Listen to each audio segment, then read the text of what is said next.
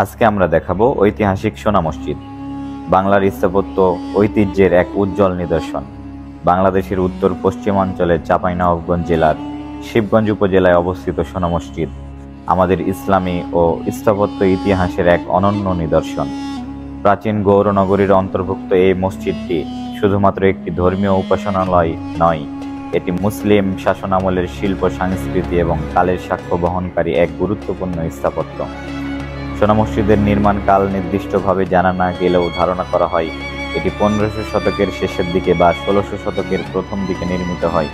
এটি ছিল বাংলার আফগান শাসনামলের সময়কার এক গুরুত্বপূর্ণ মসজিদ।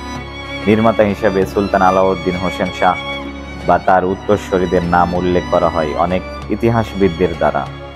আজকের দিনে সোনা মসজিদ শুধু একটি দর্শনীয় স্থানই নয়, এটি বাংলাদেশের অন্যতম গুরুত্বপূর্ণ প্রত্নতাত্ত্বিক নিদর্শন হিসেবেও বিবেচিত। প্রতিদিন দেশ বিদেশ থেকে অসংখ্য পর্যটক ও ইতিহাস প্রেমীরা এই মসজিদে দেখতে আসেন। পাশাপাশি ধর্মীয় অনুভূতির প্রতীক হিসেবে এখানকার পরিবেশ শান্ত ও পবিত্র।